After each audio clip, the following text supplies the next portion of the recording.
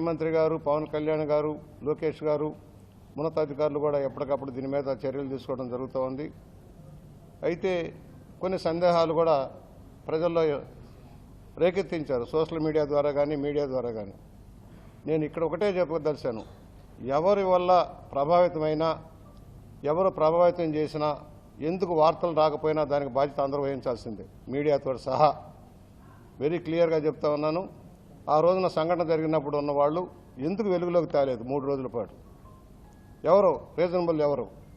దానిలో జరిగిన అంతర్గత చర్చలు ఏమిటి? పోలీస్ స్టేషన్ కూడా రాత్రి జరిగింది, వెంటనే బయటకు పబ్లిష్ చేయాల్సింది. 3 రోజుల పాటు ఎందువల్ల ఆగాల్సి వచ్చింది కూడా తెలియాల్సిన అవసరం ఉంది. దీంట్లో ఎవరెవరు ప్రభావితం చేశారు, ఎందుకు జరిగింది అనేది కూడా విచారణ జరగాల్సిన అవసరం ఉంది. ఉన్నత స్థానంలో విచారణ జరుగుతుంది తప్పకుండా. దోషులు ఎవరైతే ఉన్నారో వాళ్ళు శిక్షించబడతారు. ఇవాళ తాగి థియేటర్కి వచ్చారు, థియేటర్ యాజమాన్యం చెప్పేది మేము ఆపాము, నిరోధించాము, దూకుడుగా బయటకు వచ్చారు, కేకలేసుకుంటూ బయటకు వచ్చారు, ఆ వేగంలోనే తీసుకొచ్చారు. ఒకసారిగా 3 సార్లు గుద్దినట్టుగా టీవీలో కనిపిస్తుందని చెప్పబడుతూ ఉంది. అది అక్కడున్న పాత్రికేయ మిత్రులు ఎందుకు వెంటనే లైటింగ్ తేలేదని నేను అడుగుతా ఉన్నా. What is the reason? Media కూడా 3 రోజుల పాటు నాకేం లోకల్గా ఉండే నేనున్నాను, నేను ఎక్కడికి వెళ్ళా, 3 రోజుల దాకా నాకే తెలియలే. ప్రకాష్ నగర్ పోలీస్ స్టేషన్కి మా ఇంటికి ఎంత దూరం ఉంటుంది, ఎందుకు తెలియలేదు? నేను ఎస్పీ గారిని అడిగాను, ఎస్పీ గారు అసలు ఎందువల్ల మీరు వెంటనే బయటకు తెలిసేలాగా చేయలేదు? ఇవాళ సందేహాలు ఏంటి? దీంట్లో కుట్రకోణం లేదు, 100% కుట్రకోణం లేదు, ప్రభుత్వం యొక్క ప్రమేయం లేదు. సకాలంలో స్పందించారు, అధికారులు అంతా కూడా స్పందించారు, చర్యలు తీసుకున్నారు. దురదృష్టం, అమ్మాయి మరణం బాధాకరం. ఒకవైపు దేశంలో జరుగుతున్న అలజడులను కూడా దృష్టిలో పెట్టుకుని జాగ్రత్తగా ఉండవలసిన వాళ్ళు ఎందుకు జాగ్రత్త తీసుకోలేదని మాత్రం మేము ప్రశ్నిస్తూ ఉన్నాం. ప్రభుత్వానికి నివేదించేటప్పుడు కూడా సకాలంలో నివేదించాల్సిన అవసరం ఉంటుంది. ప్రభుత్వం స్పందించింది, 20 లక్షల రూపాయలు ఎక్స్గ్రేషన్ ఇచ్చిన అమ్మాయిని తేలేం, తల్లి బిడ్డను తేలేం కుటుంబానికి. కానీ చర్యలు సరిగా తీసుకున్న తండ్రి కూడా ఇవాళ ప్రకటించే స్థాయిలో ఉన్నారు. దాన్ని రెచ్చగొట్టడం కోసం, రాజకీయ ప్రయోజనాల కోసం కొంతమంది ప్రయత్నం చేసినా సాగేది కాదు, ముందే చెబుతున్నాం. ఇవాళ మెడికల్ కాలేజీ వాళ్ళు కూడా ఏదైతే అమ్మాయి చనిపోయింది కనుక 20 లక్షల రూపాయలు ఎక్స్గ్రేషన్ ఆ కుటుంబానికి ఇవ్వాలని నిర్ణయించడం, మెడికల్ బిల్స్ కూడా ఇవ్వాలని ప్రభుత్వం నిర్ణయించడం. వాళ్ళ చంద్రబాబు గారు మమ్మల్ని అందరితో మాట్లాడుతున్నారు, ఎప్పటికప్పుడు 2-3 కాల్స్ తీసుకున్నారు అందరితోటి. ఏం జరుగుతుంది, ఏం జరిగింది మనకు తెలియాల్సిన అవసరం ఉంది, చర్యలు తీసుకోవాలి, ఇలాంటి సంఘటనలు జరగకుండా చూడాల్సిన అవసరం ఉంది. ఒక్కొక్క సంఘటన జరుగుతుంది. ఇవాళ జరిగింది ఒక సంఘటన, 2 ప్రేమికుల మధ్య తగాదా. కాతీర దగ్గర ఆ అబ్బాయి వెళ్ళి ఆ అమ్మాయి పేక్ కోసాడు, పేక్ కోసి అతను కూడా పురుగుల మందు తాగి నరాలు కోసుకున్నాడు. ఎవరు బాధ్యులు? ప్రభుత్వం బాధ్యత, పోలీసు అధికారుల బాధ్యత? ఎవరు బాధ్యత? ఈ కేసులు, ఇలాంటి కేసులు కూడా ప్రభుత్వం మీద రుద్దటం కోసం జరిగే ప్రయత్నాన్ని మనం ఖండించాల్సిన అవసరం ఉంది. ఇది కొందరు వ్యక్తుల మధ్య జరిగే సంఘటనలు. ఇది ఈ సంఘటన కూడా ప్రభుత్వానికి కానీ ఒక కుట్రకోణం కానీ లేదు. కానీ తాగిన మత్తులో చేసిన నిర్వాహకం వల్ల ఈ పరిస్థితి వచ్చింది. ఆపుకోకుండా గేట్ను గుద్దుకుంటూ తీసుకెళ్ళటం, అమ్మాయి తల ఎక్కినా కూడా పట్టించుకోకుండా పారిపోవటం. కానీ జరిగినప్పుడు వెంటనే వచ్చి ఆ అమ్మాయిని హాస్పిటల్లో చేర్చడానికి ప్రయత్నం జరగాలి, లేదా పోలీస్ స్టేషన్కి సరెండర్ అవ్వాలి. ఎందుకు సరెండర్ కాలేదంటే వాళ్ళు మత్తులో ఉన్నారు. మత్తు పరిశీలన జరిగిందా లేదనేది తర్వాత విచారణిద్దాం, ఏ పరిస్థితిలో జరిగిందనేది కూడా. అందువలన ఇవాళ మేము ఒకటే కోరుతున్నాం, వాళ్ళ సెక్షన్ కూడా మార్చారు. వాళ్ళు తీవ్రమైన నేరారోపణగా 105 BNS కింద కేసుని ఆల్టర్ చేయడం జరిగింది.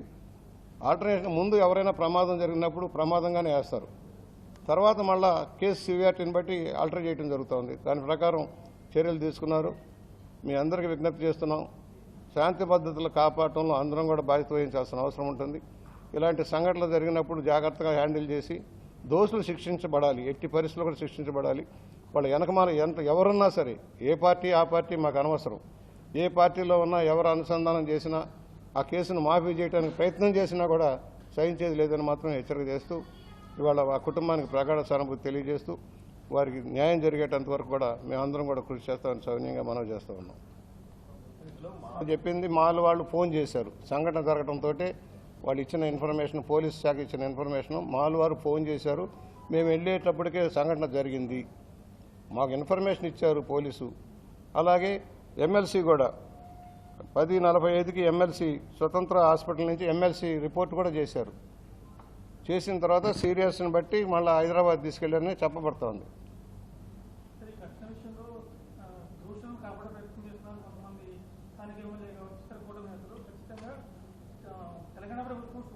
సంఘటన ఆంధ్రలో రాజమండ్రిలో ఇక్కడ అందరూ స్పందిస్తున్నారు. లోకల్ ఎమ్మెల్యేకో మా ఎమ్మెల్యేకో ఎవరికి సంబంధాలు లేవు. వెరీ స్పష్టం. ఎవరైనా యాక్సిడెంట్ జరిగిన తర్వాత ఎవరైనా ప్రభావితం చేయడానికి పనిచేశారా? ఎవరు ప్రమేయం లేదు. కానీ ఎవరైనా ప్రమేయం ఉంటే వాళ్ళ మీద చర్యలు తీసుకుంటాం. అందువలన దీన్ని అపార్థాలకు పోవాల్సిన అవసరం లేదు. అక్కడ చెప్పబడుతుంది ఏంటి, 5-6 మీడియా వాళ్ళు ఉన్నారు, వాళ్ళు చెప్పలేదని. ఎందుకు చెప్పలేదు media? Why it is not reported? ఎవరైనా కావచ్చు. అందువలన లోపాలు ఎక్కడున్నాయనేది విచారణ చేయొచ్చు. ముందు ఆ కుటుంబానికి న్యాయం జరగాలి. అసలు దోషులు ఎవరెవరో శిక్షించబడాలని మేము కోరుతా ఉన్నాం. సీఎం గారు is very particular, Pavan Kalyan గారు వెరీ పర్టికులర్. ఇలాంటి సంఘటనలు జరగకుండా ఉండాలంటే సీరియస్గా ఉండాలని నిర్ణయించారు. మా అందరికి కూడా చెప్పారు. వాసు గారికి కానీ కావచ్చు రామకృష్ణారెడ్డి గారు అందరికీ చెప్పారు. మా ప్రెసిడెంట్ గారు కూడా చెప్పారు. ప్రెసిడెంట్ గారు కూడా వెళ్ళారు. అందువల్ల ఎలాంటి సందేహం అక్కర్లేదు. మా ఎవరి ప్రమేయాలు లేవు. అది ఇన్సిడెంట్ జరగడానికి కారణం. తర్వాత జరిగిన సంఘటనల మీద విచారణ జరుగుతుంది 100%. విచారణలో భాగంగా ఇద్దరు వ్యక్తులు ఫోన్లకి పడి బయటకు వస్తున్నప్పుడు ఆపడానికి ప్రయత్నం చేశారని చెప్పబడుతుంది. తాగి గొడవ పడ్డారు. ఆ వేగంగా బండి నడుపుతున్నప్పుడు ఆపడానికి ప్రయత్నం చేశారు. ఆల్రెడీ ఆ కుర్రాడు ఉమేష్ చెప్పింది ఏంటి, ముందు ఒక బండి ఉంది, గేట్లో ఒక బండి ఆగి ఉంది, దాని వెనకమాల మేము ఉన్నాం, వెనకమాల నుంచి వచ్చి బండి కొట్టింది అని చెప్పిన కేసులో వాళ్ళు కూడా ఉంటే ఎవరు అతీతం కాదు. ఎవరైనా ఒకటే నెంబర్లైనా మాకు ఎవరైనా ఒకటే. తప్పుడుగా విమర్శించారనే చౌదరి గారి మీద నా మీద నేను ఎఫ్ఐఆర్ కూడా వేయించాను. ఓ ఛానల్ మీద డిఫామేషన్ కూడా వేస్తాం, నెంబర్లు తీయిస్తాం, ఎవరెవరికి ఫోన్లు వెళ్ళినాయో అన్నీ చూస్తాం. ఎవరిని వదిలిపెట్టే ప్రసక్తే లేదు. వీఆర్ క్లియర్, చాలా క్లియర్ గా ఉన్నాం. అందులో సెక్యూరిటీ గార్డ్ ఆపడానికి ప్రయత్నం చేస్తే అతని మీదకి వేగంగా వెళ్తే అతను జంప్ చేసి అతను ఎస్కేప్ అయ్యాడు. అది వెళ్ళి ముందుకెళ్ళి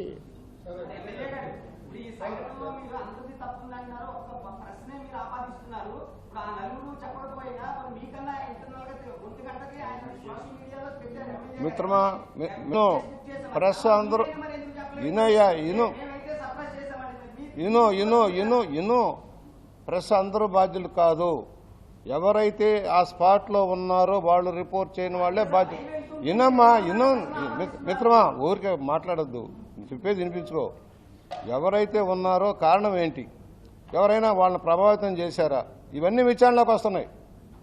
డోంట్ అండర్ ఎస్టిమేట్ చేయొద్దు. అన్ని ఆర్గ్యుమెంట్లు విశ్లేషణ జరుగుతాయి. స్పెషల్ టీం కూడా ఇన్వెస్టిగేట్ చేస్తుంది, నో డౌట్. వినండి, ఇన్నో 3 రోజులు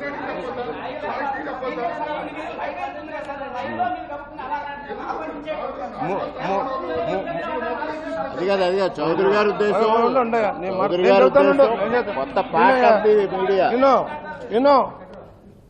ప్రెస్ వాళ్ళు చెప్పింది కూడా, ప్రెస్ వాళ్ళు ఎందుకు పేపర్లో రాలేదని అడిగాం. పోలీసుని అడిగాను నేను కూడా. అడిగితే 4-5 ప్రెస్ వాళ్ళు ఉన్నారు, వాళ్ళు ఎందుకు చేయలేదో మాకు తెలియదండి అన్నారు. బయట ఏమొస్తుంది, సోషల్ మీడియాలో కానీ మీలో నుంచే వస్తుంది, మర్చిపోకండి. కొంతమంది ఉండు తమ్ముడు, మీలో నుంచే వైరుధ్యాలు ఉన్నాయో మాకు అనవసరం. మేం ఒకటి వద్దయ్యా,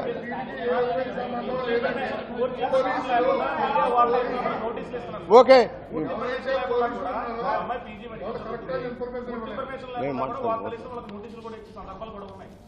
మీరు సతీష్ గారు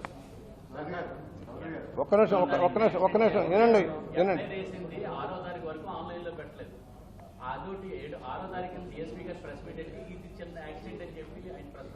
నేను వెరీ క్లియర్గా చెప్పా, 3 రోజుల పాటు పోలీసు శాఖ ఎందుకు బయటకు ఇవ్వలేదని చెప్పాను. నేను పక్కనే ఉన్నా, నాకే తెలియలేదని చెప్పాను.